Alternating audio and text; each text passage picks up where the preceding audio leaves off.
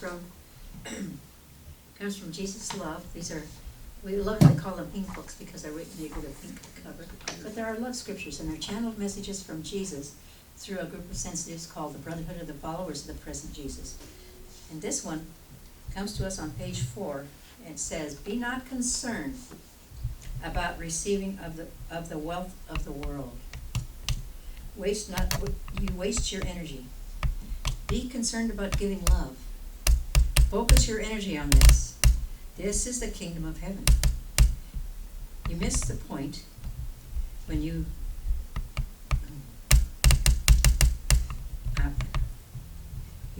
use 50% of your energy to give and give 50% to receive. And if you use 100% to give and to offer, to lay the gift at the feet of your fellow men, as I washed his feet, the kingdom of heaven would blind you with its light. Think about this. You ask for houses and automobiles, clothes, money, perfect right action. There is a perfect right action. The finding of the kingdom of heaven, the pearl of great price.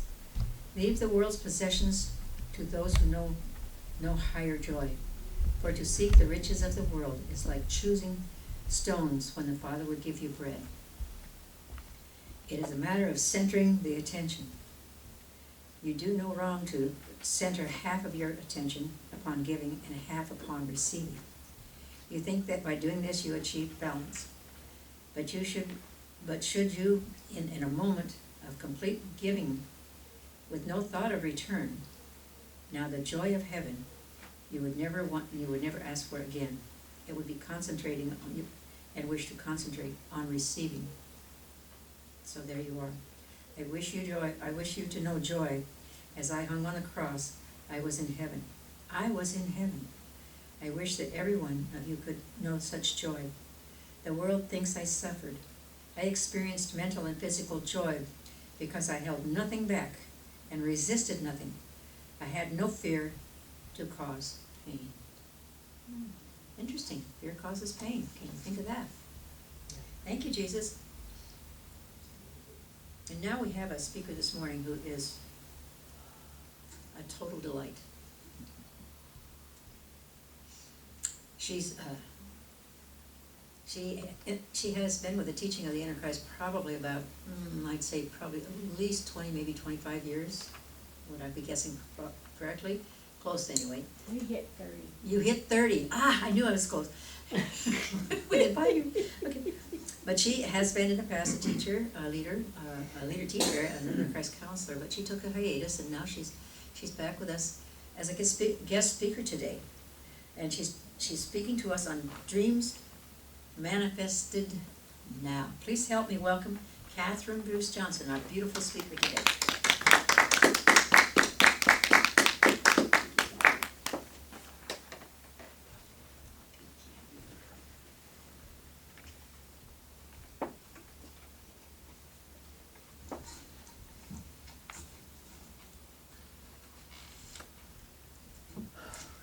Dreams manifested now.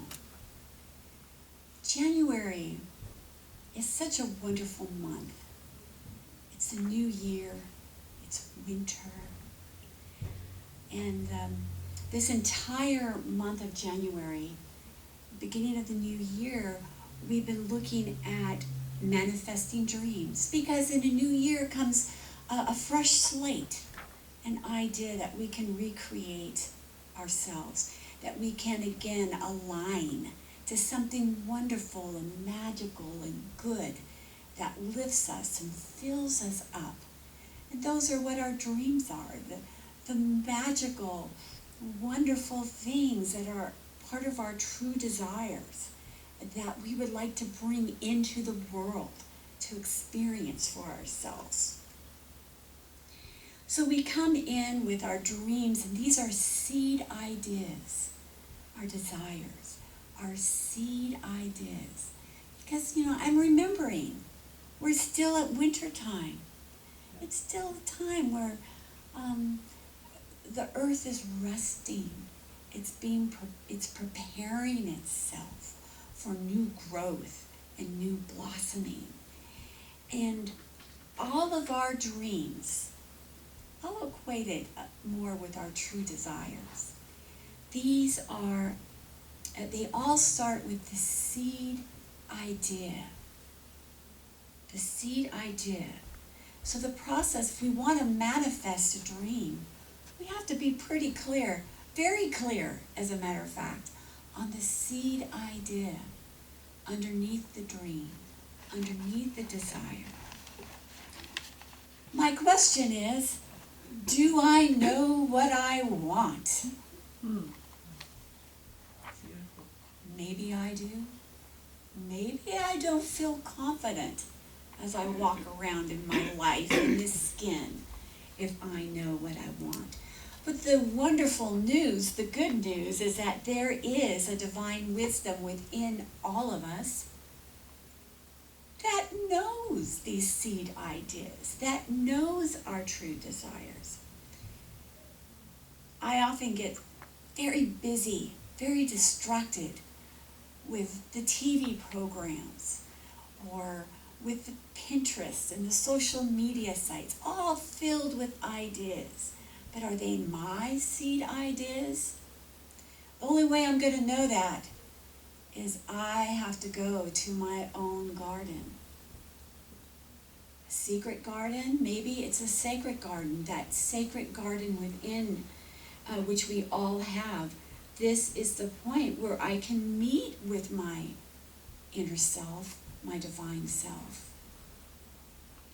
When I can meet with my inner knowing. So it's through our inner knowing that we begin to really understand. We take on that sacred seed, that seed idea of our true desire. And, we have to open our hearts to this if we want to manifest it. We have to open our mind to this new idea, this new seed idea. And so we connect with our inner Christ self, our divine self, our center of divinity. And we receive that seed idea of our desire. And isn't it wonderful to know how easy it is to get there? How easy it is to take a little walk in our sacred garden. It just is a matter of taking a few deep breaths. Maybe turning off the TV and the device, but taking a few breaths, disengaging from the world, closing our eyes, relaxing the body, just letting the thoughts rest, letting our emotions rest in a state of peace, and calling on our own center of divinity to meet us. We at the Teach of the Inner Christ, we teach that center of divinity is a vibrational identity. It's not outside of us. It's each person has that center of divinity. And it has a vibration. We can contact it. We feel it. The vibration has a sound, a name to it. And we call that our inner Christ self. And by taking a little bit of time to relax, close our eyes, meditate, go into this space, we ask, what is my true desire here? And has anybody felt like, well, it's not the desires, it's all the problems I see? Great! Because they can help. If we can't see what it is, what we want, maybe we can see what we don't want. And that can help us get back to our seed idea. If I'm in a situation and I'm experiencing lack, like I don't seem to have enough money to pay my bills, to do what I want to do, maybe there's a feeling of feeling restricted, then we can use that. We could take this to our meditation and ask our inner Christ, can you give me something more? Can you give me some more information about this? And I may find, my true desire is not the lack I seem to be experiencing. My true desire is the feeling of being connected and abundantly rich not only in physical things, but the richness in our friends, in our inspiration, in the things that we do that's lifting to us. So it's okay if we're not sure what our seed ideas are. We can use seeming the opposite, the seeming problems, to examine them and help us refocus to our seed ideas. It's very important. If we don't have the seed, we can't plant it. We can't help it to grow. So it's really important that we have the seed idea, the dream, so we can manifest it. I came across a beautiful booklet by Reverend Dr. Marian M. Dickus. She was one of the foundational pillars of the teaching of the inner Christ in the 1960s. And this pamphlet, Written for the Heart, is the title, Written for the Heart. It contains several articles that she had written that were published in a Teaching of the Inner Christ publications in the early years. On page 21, there is a beautiful chapter said, Prayer and the Single Eye. Because once we have the seed, what do we do with it? Well, here's what she says. Keep the high watch, keep your eyes single. The logic of this advice is that what we concentrate upon is what increases and is produced in our human lives. Therefore, it is wise to choose the desired good and to picture ourselves enjoying it, rather than allowing ourselves to be fascinated with something we do not want at all and letting that happen to us. So when we have the seed idea, a little plant, we need to figure out, we need to plant, we need to help it grow, and we need to prepare a soil for this plant to go. And so Marianne continues with, why not begin now, persist, and when you can see your good clearly, it is sure to manifest, for this is the way that ideas are translated into actuality. Pray not, just deliver me from my troubles and save me from what I fear, but ask to be shown the greater plan and the perfection that is to be made visible and tangible in your life. And we do that through something called prayer. Now, prayer is a communication. Talking to God, universal mind, spiritual law, however we want to frame it. We're talking to the bigger part of us than our human life and personality. And Marianne goes on to say, this is page 20, same chapter, use your creative faculty of imagining to see what you desire: wholeness, health, order, harmony, abundance. And she said, and she talks about prayer, but recognition of God is the first step of our scientific formula of recognition, unification, claim, acceptance, and thanksgiving, which is taught. Remember this book, Being a Christ? This is the kind of all the great seed ideas are right here in Being a Christ textbook.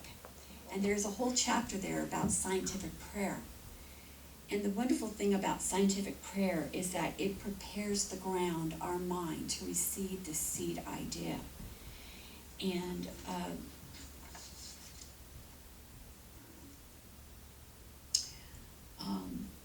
so that's what we're talking about today. We see our good, and we prepare the ground to plant it so it can grow. And we know that what we focus on grows. So when we use this prayer technique, this is a way for us to water the seed, to prepare the soil so it can take root and grow and manifest in our life. And she says on page 21, this is Marian Dickus again, scientific prayer is a process of reasoning which harmonizes the seeming opposites and helps us to find the truth about a situation. This method of praying enables us to reason away fears and error thinking, which are the mental cause of problems. Healing takes place automatically. I want to talk a little more about spiritual mind treatment. Exactly what is that? And I'm going to go to our Being a Christ book on lesson 5, part 2. These are page 71. Treatment is an alignment of thought or speaking of the word in such a way as to direct universal power toward a specific result of our good. So this is how we feed the seed idea. I want abundance in my life. I'm going to prepare my mind to see myself wealthy, to see the wealth in the world, to see the wealth coming to me, that I'm open to receive it. And it's not about having a specific job. It's not about living in a particular area. It's not about being a certain age or looking a certain way. It's about tuning to source, which is all abundance. And so it's a way that we are able to align our mind to specifically tune to that seed idea and to grow it. Spiritual mind treatment. It is, it's a recipe. It is a formula. I'll go over it briefly with you because if you'd like to study more, please contact the Teaching of the Inner Christ and look at taking Inner Sensitivity, our basic course. But first, we have to define the seed idea. What's the title? And if I say I want more abundance in my life, maybe I want to say I am accepting in my life an increase of $5,000 a month in a joyful, happy way. That could be an example. And so that's the title, that's the seed idea. And then we go through the process of recognizing that God is the source.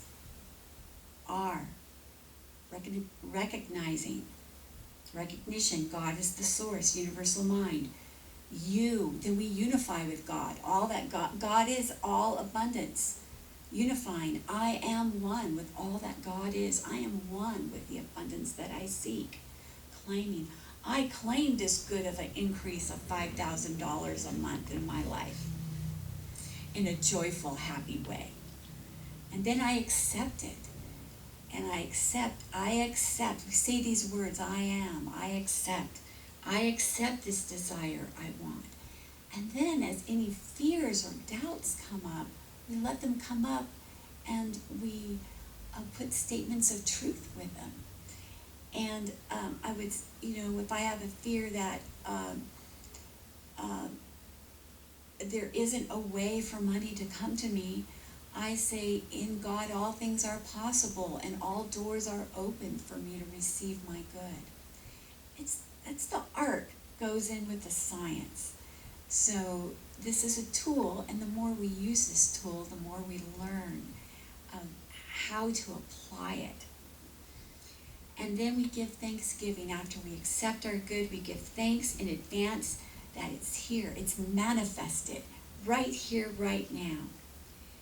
And the final step is release. We say, and so it is. This or better. Always give room for divine mind to give us more than we think we can take. Just say this or better. Just give me I'm ready for all the good that's here for me. And we let go and let God. Today in our service leader will do a prayer treatment for the congregation. And if we listen, we can hear how that format is applied in prayer. So it's really important for us to go into meditation, to get the seed idea.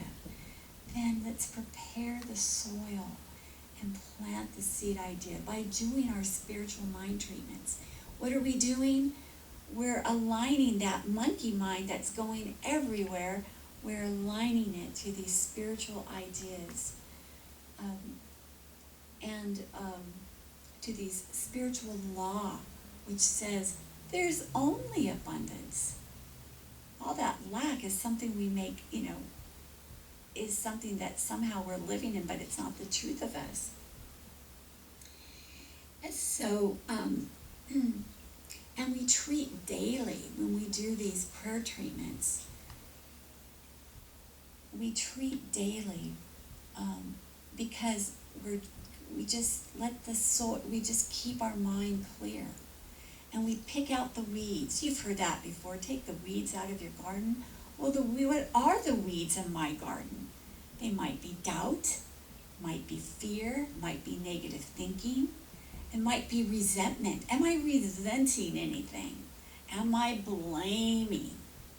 Or, am I avoiding anything? That's a big one. So as these things come up, look at them and weed them out of your garden. We learn in the inner sensitivity class, the basic course, that once you treat, you have to move your feet. This is not a magical process. It's a spiritual mind treatment. It is a process of, once we've prepared the soil, we've planted the seed, we maintain the garden, we have to water it. You have to go and you got to water your garden. Maybe, you'd have to do the practical actions that are required. If I'm thinking, hey, I want a particular job, and I'm excited about it, well, I have, and I have the idea and I do a prayer treatment for my acceptance of it, I think I still have to put in the application. I still have to put in the follow-up calls. I still have to learn what I need to learn and present myself to be ready to be part of my dream. So there is a practical element of this. But always meditate first to get that seed idea. Follow up with supportive prayer treatment. And please, if you're new to this, get some help from the leaders of the Teaching of the Inner Christ. Go to teachingoftheinnerchrist.org. There's prayer assistants, licensed prayer therapists, and ministers that would be so happy to pray with you and to teach you how to do this and to support you in accepting your new good. And do the practical things. But just remember that when we are manifesting dreams now, we're actually making a choice. This is your moment of choice. Choice is at any moment, but why not take this moment? This moment, make that choice.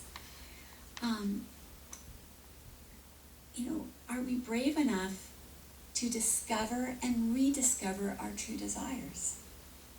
Are we brave enough to do that? Are we brave enough to do that and go to meditation and ask? And are we courageous enough to say yes to our true desires, to our dreams, to our expanded good? Am I courageous enough to say yes? I can accept more. And then am I willing? Am I willing to embrace my spiritual nature?